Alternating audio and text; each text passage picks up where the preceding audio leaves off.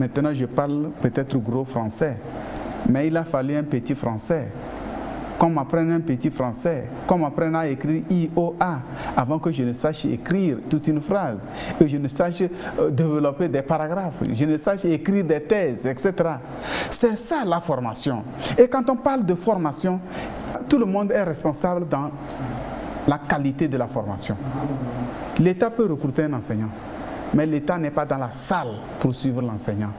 Il appartient à l'enseignant de savoir qu'il est là pour jouer un rôle, que l'État lui a légué un pouvoir de prendre en charge des enfants, de prendre en charge des étudiants. Et en prenant en charge ces étudiants, l'État lui reconnaît un droit, le peu de moyens possibles pour qu'il puisse vivre, qu'il puisse se sentir à l'aise et qu'il puisse aussi acheter ce qu'il faut acheter pour mieux répondre à ses besoins de pédagogie, etc. Dans ce contexte, ce que nous disons, ça c'est enseigner autrement. Par exemple, de se dire, je suis enseignant. Si l'avenir de ce que j'enseigne ne dépendait que de ma matière, la seule matière, or il y en a beaucoup, on va faire juste l'exercice pour quelques matières. Si l'avenir de ce que j'apprends ne dépend que de ma matière, qu'est-ce que je pense qu'ils vont devenir? Enseigner, donner le savoir, d'accord, ou développer le savoir, développer les compétences, mais en insistant sur ce que l'apprenant peut faire demain, et en lui demandant à lui, aujourd'hui c'est ce que je sais que tu pourras faire, mais avec le temps, les choses évoluent, ne te limite pas à ça parce que le temps changeant, ça pourrait être utilisé dans d'autres contextes. Donc, je te donne maintenant le flambeau de continuer la réflexion pour trouver toi-même ce que tu peux faire d'autre que moi je n'ai pas pu identifier avec mon niveau ou avec le niveau de développement actuel. L'autre aspect, enseigner autrement, c'est amener l'apprenant à comprendre qu'on enseigne aujourd'hui pour régler les problèmes d'aujourd'hui, d'accord, mais aussi, surtout, pour régler les problèmes de demain. Les problèmes ne sont pas prédéfinis, mais le savoir, le développement, la pensée, la créativité, tout ça, c'est des éléments de base qui nous suivent. Je sais réfléchir, on a ouvert mon esprit, je réfléchis, j'analyse, je fais ceci. C'est ce que j'ai qui ne peut pas disparaître, ça. Et il faut toujours constamment le faire. Et il faut aimer qu'il y ait des gens qui réfléchissent. S'il n'y a pas de gens pour réfléchir, le pays va avoir des problèmes. Il faut des gens qui réfléchissent sur ce qui est, mais surtout qui anticipent et qui attirent l'attention en tout cas la sonnette d'alarme, sur ce qui pourrait éventuellement arriver. Et il est mieux qu'on prévienne de ce qui arrive que d'attendre et de se mettre à courir dans tous les sens. Quand on voit, par exemple, les nuages, on sait qu'il va pleuvoir. On ne va pas attendre qu'il pleuve avant de se mettre à ramasser les choses. C'est aussi pareil qu'en matière de formation. Donc, on est formé, il faut former les gens, bien former les gens. C'est-à-dire que dans le contexte, enseigner autrement. Enseigner autrement, c'est dans le temps. C'est-à-dire que constamment, aujourd'hui, en 2000, on nous parlait de 2008, 2000, avec LMD, il faut enseigner autrement. Mais le LMD est continu. Mais il y a aussi d'autres paramètres qui font que enseigner autrement de 2008 n'est pas enseigner autrement d'aujourd'hui. Donc, c'est un concept. Merci beaucoup, professeur. Toujours au profit de la paix durable et au profit aussi du développement. Quelle réponse pouvez-vous nous donner quand on veut lier la non-formation, la malformation, l'ignorance, l'employabilité et paix durable? Oui, l'ignorance, je l'avais dit une fois, en tout cas, l'ignorance tue. L'ignorance tue. Vous savez, parfois on n'a pas la compétence pour exercer un métier. Mais on dit, on veut exercer ce métier-là. Vous savez, j'ai une fois rencontré un jeune Togolais qui me dit, mais il cherche du travail. Je dis, bon, qu'est-ce que vous avez comme connaissance, je n'ai pas parlé de compétences, qu'est-ce que vous pouvez faire? Il dit non, bon, n'importe quoi, lui, il peut faire. il va faire. Je dis, qu'est-ce que vous pouvez faire? Bon, il dit non, qu'il voudrait travailler à Togo Télécom. Mais pourquoi vous voulez travailler à Télécom? Qu'on paye bien. En ce moment-là, c'était aussi bien par rapport aux autres secteurs. Voyez-vous, pour lui, c'est d'aller rester là-bas pour qu'à la fin du mois, qu'il reçoive le gros salaire. Donc, il n'a pas su que quand on va, il y a des travaux, il y a des trucs, il y a des compétences, et c'est au vu de ces compétences qu'on paye celui-là qui est recruté là-bas. Vous voyez, c'est l'ignorance, ça. Et il y a d'autres, il voit quelqu'un qui a réussi sa vie, il dit, mais j'ai la même taille que lui. Mais après tout, moi aussi, il a peut-être une femme, mais moi aussi j'ai une femme, il a un enfant, j'ai un enfant. Mais pourquoi lui doit avoir la voiture, il doit avoir ceci, alors que moi je n'en ai pas? Il ne pense pas à comment la personne est arrivée là où il est arrivé. Lui n'a pas fréquenté beaucoup. Et il n'a rien appris. Pour lui, toute cette souffrance de départ jusqu'à l'arrivée est ignorée. Et on ne regarde que l'arrivée. C'est l'ignorance, ça. Et l'ignorance tue. L'ignorance fait parfois qu'on est très jaloux. On est très jaloux. Parfois, on dit, mais l'autre là, c'est quoi? Il est quoi par rapport à moi? Non. Dis, qu'est-ce qu'il a pu faire que je n'ai pas pu faire? Et commencer là-bas. Et tu vas aussi arriver.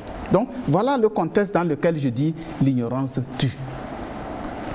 Le développement n'est possible que lorsque l'on a les compétences et lorsque l'on a le courage d'entreprendre, le courage de se projeter dans... Les gens sont là, ils ont le diplôme, mais ils n'essayent rien. Ils ne veulent pas prendre de risques. Je pense que par rapport à cette situation d'ignorance ou la malformation, quand on est mal formé, c'est pourquoi il faut sanctionner ceux qui trichent. Parce que ceux qui trichent, c'est ceux qui volent. Si on triche déjà au niveau de l'apprentissage, c'est que dans la vie, on ne pourra pas être contrôlé. Donc, à ce niveau-là, il faut faire extrêmement attention. C'est vous trichez pour avoir le diplôme. C'est comme quelqu'un se débrouille pour acheter aussi le diplôme. La malformation peut être responsable de l'échec ou peut être responsable de la mort de beaucoup.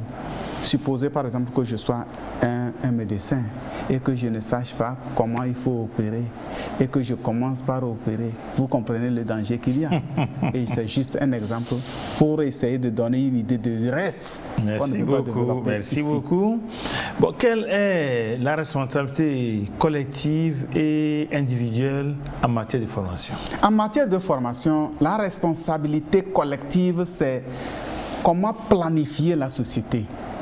Comment concevoir un programme, comment définir les objectifs du programme et finalement établir clairement les métiers qui sont liés à cette formation-là. Ça, c'est une responsabilité collective. Mais la responsabilité collective voudrait aussi qu'il y ait un environnement pour l'apprentissage et que cet environnement soit propice pour l'apprentissage. C'est la responsabilité collective. Qu'il faut rendre l'environnement propice, qu'il faut réunir tout ce qu'il faut comme matériel, mais aussi comme outil pour le travail. C'est une responsabilité collective. Elle est responsabilité individuelle. Individuelle selon les formateurs.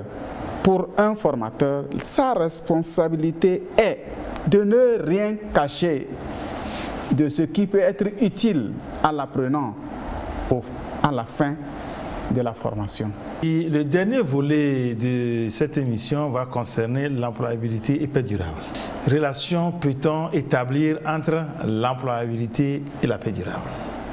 Quand on trouve de l'emploi, on est dans la sécurité alimentaire par exemple. Quand on trouve de l'emploi, on a une dignité parce que ne dépendant pas de qui que ce soit.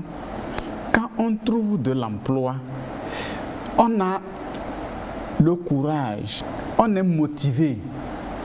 Et une fois qu'on est motivé, on est équilibré, on crée. Et les relations avec les autres ne sont plus tendues. Donc il y a cette dignité-là. Et il y a aussi le fait de se sentir utile. Parce que tout le service que l'on rend, quand les gens arrivent et qu'on sait qu'il y a tel travail à faire et que vous rendez ce service et vous savez que vous l'avez tellement bien rendu, il y a une joie qui n'a pas de... qui dépasse tout. Et que les gens vous reviennent, sont très satisfaits de ce que vous avez fait au vu de l'impact ou de ce qu'ils ont pu avoir sur la base de ce que vous leur avez rendu comme service. Ça, c'est comme ça que la paix est au rendez-vous. Parce que la paix a un nom, selon les contextes, selon les régions. Donc ici, la paix, c'est la joie exprimée. C'est la satisfaction. C'est le fait de se sentir heureux, fier, aimé. Lorsque quelqu'un trouve du boulot, c'est la paix qui gagne. Lorsque quelqu'un trouve du travail qui dure dans le temps, c'est la paix durable qui gagne. Lorsque quelqu'un se retrouve dans un environnement où il est fier parce qu'il est la cause de plusieurs emplois donnés aux autres, c'est la paix qui gagne. Merci beaucoup. Au lieu de employabilité et paix durable, répondez clairement à cette question, chômage et paix durable. Le chômage n'est pas compatible avec la paix durable. Le chômage, c'est l'ennemi de la paix durable. Parce que lorsqu'on est dans le chômage, lorsqu'on n'a rien sous la main, lorsque toute la sécurité sous des formes que je viens de citer n'est pas là, c'est la non-paix que l'on vit. Et quand on parle de non-paix, je ne voudrais pas désigner les choses. Les gens se comportent d'une manière bizarre. Les gens ont des attitudes bizarres. Les gens perdent leur humanité. Et perdre son humanité, vous comprenez ce que je voudrais dire. Les actes que les gens posent ici et là sortent de l'ordinaire. C'est pourquoi justement, il faut apprécier les gouvernants quand ils pensent à l'emploi, à la création d'emplois. Et il faut que les emplois créés soient connus et que ça puisse aussi impacter les formations. Bientôt, nous allons devoir rendre l'antenne à la régie pour la suite des programmes de la télévision togolaise. Mais avant d'y arriver, ceux qui se battent jour et nuit pour offrir de l'emploi aux formés, aux compétents, aux chercheurs d'emploi, je nomme les entrepreneurs. Certainement que pour le compte de la paix durable dont vous êtes le président africain, vous avez un mot à leur endroit par rapport à leur dynamisme, par rapport à tous les efforts qu'ils font pour créer et mettre à la disposition des jeunes formés, des apprenants de l'emploi, j'ai nommé les entrepreneurs. Merci Condor Mangana. C'est une gratitude vis-à-vis des entrepreneurs. Je voudrais tout simplement dire que grâce à leur entreprise, les familles vivent bien à la maison. Je voudrais dire, grâce à leur entreprise, les gens vivent. Parce que n'oublions pas qu'il y a des cas de suicide. Ouais. Parce qu'on n'a pas été capable de fournir le minimum vital à la maison. Et on a honte de faire face à cette réalité. C'est au vu de ça que je dis, c'est une gratitude vis-à-vis des entrepreneurs. Et pour moi, il faut les soutenir pour qu'ils fassent bien déjà et qu'ils continuent de faire ce qu'ils font déjà aujourd'hui. Tous les entrepreneurs, tout ce qu'ils ont pu faire, ils ne peuvent pas imaginer comment ils ont pu sauver beaucoup de vies. Mais eux aussi, ils ont aidé au développement de la nation, puisque l'État ne peut pas tout faire. Les entrepreneurs étant là, il y a certains qui sont employés dans ces entreprises-là. Il y a d'autres que l'État peut aussi utiliser et l'État le fait. C'est d'ailleurs les entrepreneurs qui permettent d'absorber le chômage. Et quelle que soit leur catégorie, je pense qu'ils méritent vraiment d'être félicités, d'être remerciés, parce que une fois qu'il y a la satisfaction au plan matériel, la paix a gagné, la paix gagne. Lorsqu'il y a satisfaction morale parce que on est fatigué de rester à la maison, on est sorti de la maison, on est revenu et à la maison on dit mais bonne arrivée à celle-là ou à celui-là qui a l'habitude de rester à la maison, qui devenait la risée des autres. Quand déjà cette satisfaction morale est au rendez-vous parce qu'on a trouvé de l'emploi, il faut dire merci à l'employeur. En employant des gens, on leur permet de s'occuper de beaucoup d'autres. Merci, professeur Atafei. Notre réalisateur du jour, Kolani, est en train de nous faire déjà des signes que le temps de lui céder son antenne pour continuer son travail d'aujourd'hui est déjà arrivé. Vous avez certainement un dernier mot à nous dire avant de nous dire au revoir, monsieur Atafei Poésie. Merci beaucoup, Condor Bangana, pour cette occasion. Je remercie tous ceux qui sont dans l'ombre et qui travaillent pour que nous on soit à l'écran ici.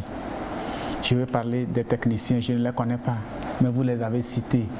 Je remercie aussi les téléspectateurs qui nous suivent et qui, de par leurs observations, leurs commentaires, permettent à l'émission d'évoluer. Je vous remercie à vous, Condor Bangana. Voilà, chers téléspectateurs, c'est fini pour aujourd'hui. Avec professeur Atafei, nous avons parlé de la formation, de l'employabilité et de la paix durable. Chers techniciens, merci pour votre collaboration, laquelle collaboration permet chaque semaine à la tribune togolaise de mettre sur antenne l'émission ID. Une fois encore, merci. Chers téléspectateurs, c'est fini pour aujourd'hui. Je sais compter sur vous que la semaine prochaine, vous serez toujours nombreux pour suivre un nouveau numéro de cette émission ID. Mais avant la semaine prochaine, moi je vous dis au revoir.